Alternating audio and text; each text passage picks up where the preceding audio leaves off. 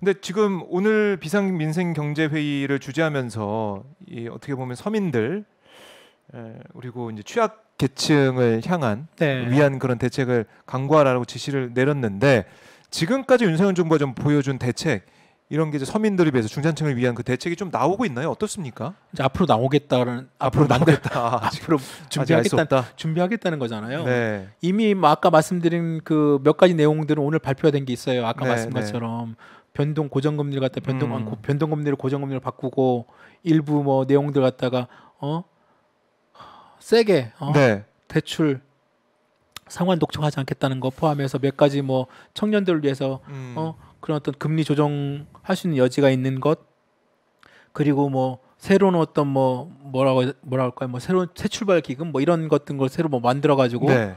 어떤 뭐 빚을 뭐 조정해 주는 여지가 있는지 뭐 이런 걸 판단해 보겠다는 것. 그런데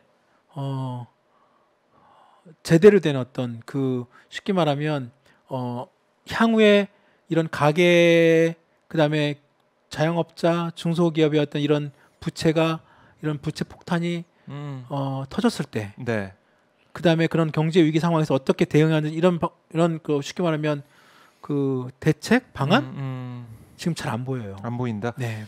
그러니까 우리가 이제 어떻게 보면 비즈니스 프렌들리 이 얘기를 윤석열 정부에서는 하고 있으니까 법인세도 대기업들을 향해서 좀 깎아주는 그런 상황이 되는 거고, 그러니까 이런 하나의 스텝마다 보면 서민들보다는 가진 자들, 또 힘 있는 사람들, 부동산 세금 깎아주는 이런 부분도 좀 그쪽으로 가는 게 아니냐. 그런데 과연 이 위기 상황에서 가계대출과 기업들, 자영업자들 힘들 때 큰 버팀목이 되고 힘이 되겠느냐 이런 우려가 있다는 거예요, 그렇죠? 정말로 그 이런 위기 상황에서 쓸 수 있는 게 재정이거든요.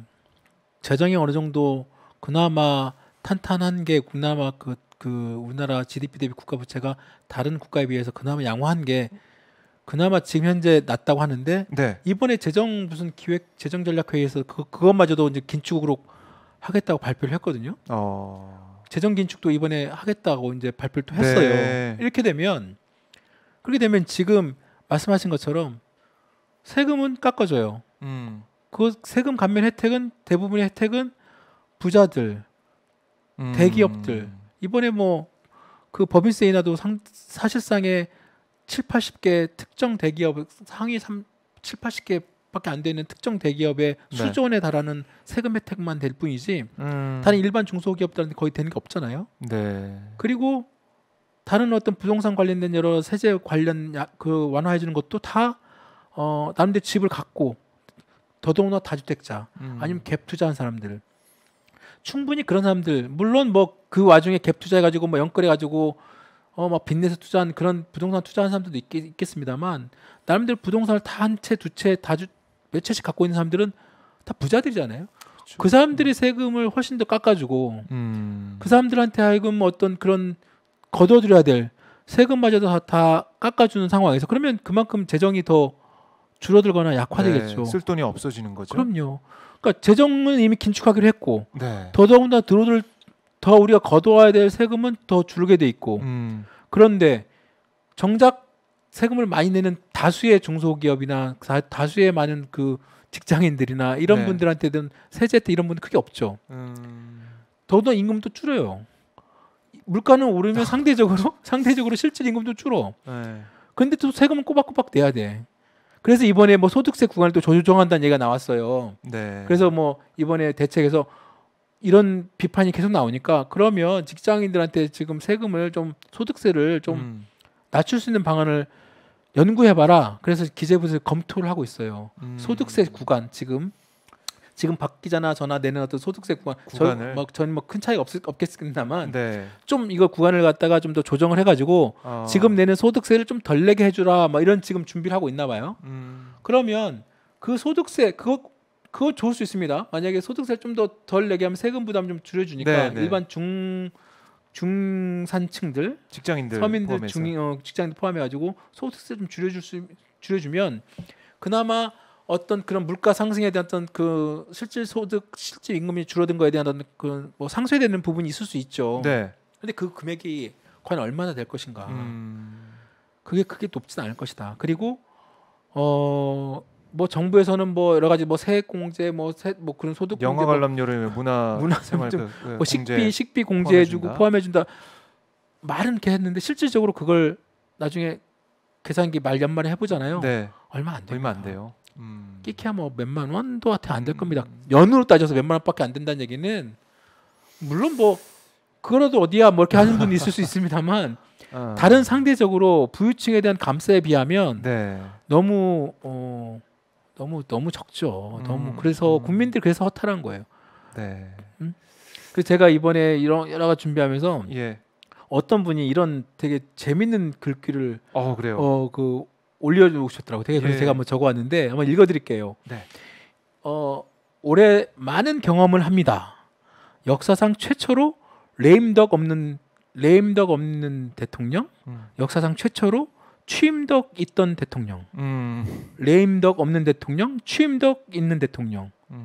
그리고 이제 최근에 이런 경제 이런 행보나 활동을 보고 뭐라고 쓰셨냐면 처음에는 준비 안 된 대통령인 줄 알았는데 지금 보니까 준비 안 한 대통령이고 앞으로도 준비 안 할 대통령이다. 와 이렇게 쓰셨습니다. 예.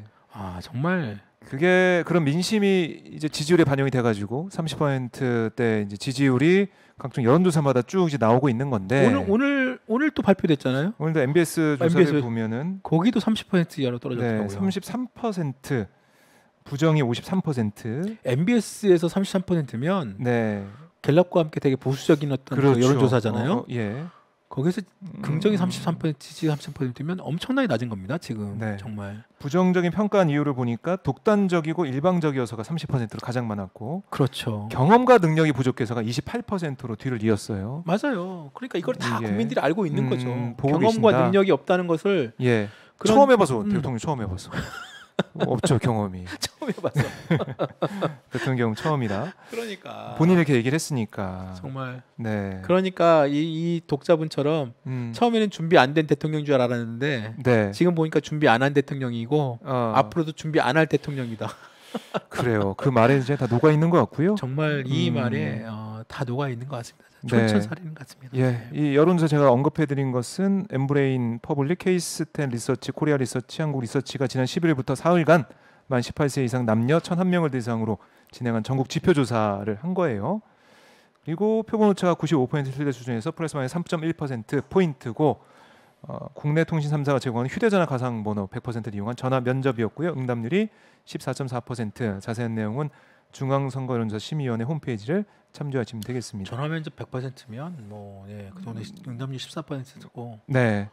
아마 다음 주나 다다음 주 가면 정말 20%까지 떨어질 수 있는 가능성도 없고. 근데 지금 보면은 대통령실에서 약간 여론조사 이 수치를 보고 뭔가 좀 페이스 조절하는 느낌이 들어요. 왜냐하면 도어 스태핑 잠정 중단했고 다시 또 민생 행보를 좀 보여주는 모습으로 경제를 챙기는 그런 쪽으로 가려는 것 같은데 관건은 지금 이른바 이제 국정원 관련된 전직 국정원장들을 검찰이 고발해서 여기에 대한 국정원에 대한 압수수색이 어제 있었고 또 탈북 선언 북송 사건 이걸 가지고 이제 국정조사 특검 얘기를 하면서 이제 몰아치고 있는 분위기인데 이게 국민 여론이 또 어떻게 반영이 될지 지지층 결집하는 기회가 돼서 지지에 반등을 할지 아니면 국민들 볼 때 이거 지지에 올리게 하는 거 어떻게 보면은 시선 뺏기용 뭐 이 시선 분산용 그런 하나의 이제 전략이 아니냐 이렇게 판단해서 맞습니다. 떨어질지 맞습니다. 다음 주 좀 봐야 될 것 같아요. 아마 이제 그 국민들이 판단하시겠죠. 네. 그러니까 저희가 이미 지난번에도 말씀을 드렸고 지금 같은 어떤 이런 경제 위기를 극복하는 방법은 말 그대로 아까 뭐 이창용 한국은행 총재도 그런 말씀도 드렸습니다만 그 지도자 리더십 네. 지난번에 영국 총리의 사퇴 때도 말씀을 드렸고 그 리더십의 붕괴, 국민의 신뢰도의 추락, 네. 신뢰도 추락과 리더십의 붕괴, 결국은 그게 지지율의 하락, 뭐 그다음 사퇴 이렇게 연결되는 걸로 있었잖아요. 네. 그거를 극복하는 방법은 그 신뢰를 회복할 수 있는 방안을 찾는 것이고 신뢰를 회복할 수 있는 방법은 국민들로부터 다시 처음부터 국민들이 원하는 것이 무엇인지 국민들이 정말 지금 필요로 하는 것이 무엇인지 네. 지금 이 경제 위기 상황에서 정말로 단순한 어떤 뭐 정말 그냥 보여주기 정말로 보여주기 싫은 어떤 이런 행보가 아니라 당장 지금 뭐 지난번에 우리 뭐 그 누굽니까 그 민생경제연구가 안진걸 소장이 네, 항상 네, 얘기하는 보자. 그 독일의 구유로 예, 예. 독일의 구유로 대중교통. 대중교통 그 시스템에 그 도입하는 거 아니 당장에 그런 지금 그 외국에 있는 영국, 독일, 뭐 미국 등 다 지금 재정을 풀어가지고 국민들이 지금 물가 이 폭등기에서 재정의 어떤 그 지원과 그런 부분들을 적극적으로 좀 나서고 있고 아하. 그 과정에서 지금 국민과의 소통을 계속 해나가고 있는데 윤석열 정부는 그거를 극복하는 그런 차원이 아니라 아까 말씀하신 것처럼 국정원의 어떤 그런 새로운 어떤 신북풍몰이라고 하는 뭐 그런 비판도 있지 않습니까? 네. 그런 신북풍 내지는 어떤 그런 논란 그런 쪽으로 어떤 그 국민들의 어떤 뭐 관심, 화제 네. 이런 전환을 통해서 그리고 어떤 자신들의 어떤 지지층의 어떤 결집을 음. 통해서 뭐 그렇게 해가지고 33%의 뭐 지지율이 35%뭐 40%갈 수도 있겠으나 네. 과연 그것이 계속 지속적으로 지속 음. 가능한 어떤 그런 지지율로 나타날 것인가? 네. 그건 정말 우리 국민들을 너무 좀 낮게 보는 거 아닌가? 네. 라는 생각도 듭니다. 네. 자, 이제 엄중한 경제 상황 저희가 매주마다 이제 분석하고 지적을 하고 현 정부의 문제점들 말씀드리고 있는데요. 글쎄요, 걱정이 많이 되는 상황이고 알로이님이 사람 태어나면 모든 것이 다 처음이죠. 그래서 공부하는 거 아닙니까? 이런 말씀과 함께 실시간 후원을 해주셨는데요. 네, 감사드리고요. 네, 감사합니다.